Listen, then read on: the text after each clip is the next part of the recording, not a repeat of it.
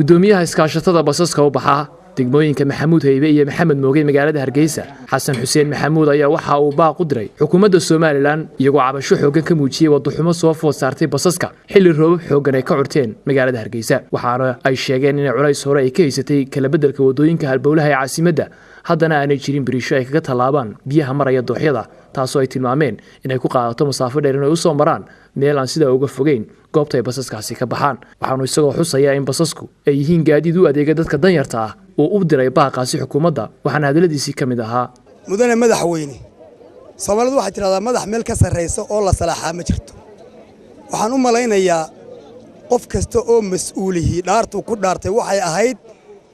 waxaan ku dhaaranayaa dalka iyo dadka iyo diinta dadkii baanu nahay dadweynina baanu nahay annagu waxaan nahay u adeegayaasha dadka jilicsan waxaanu gurnaa waa ummadda qaar u curyaamiina in dhoole cid walba dadka jilicsan baanu gurnaa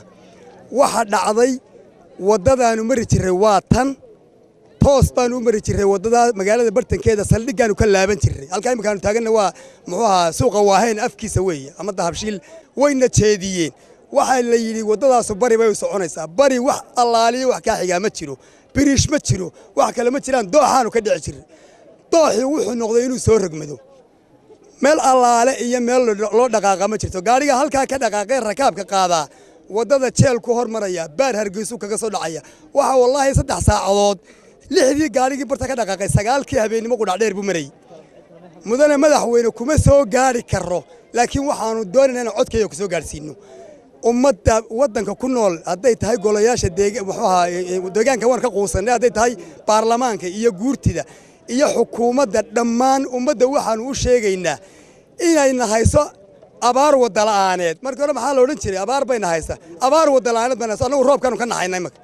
way sababtoo ah meel aanu u dhaqaaqnaan jirin mudane madaxweyne codkayagaan ku soo gaarsiinaa waanu cabanaynaa waxaanu ka cabanaynaa dhibaatadaana haysatay ciqaabkan ugu dhacay wadanka dhan la kala godoomiyay daantii magaalada dhinacaas oo dhimo waa go'doon meel allaaliyo meel loo mareeyo ma jirto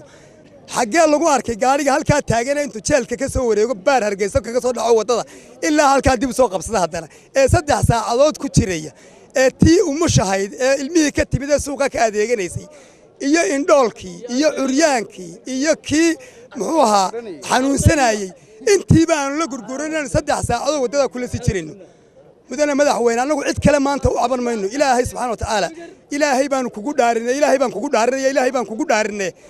ummadda wax ka qabo oo wadadii waa taa dhibaata inama haysato wax allaaliyo wax macnaaho ku jira ma jiraan in la wadada haad qura laga dhigaya wax macnaaho ay sameynaysa ma jirto wadadu sideedii ha ku noqoto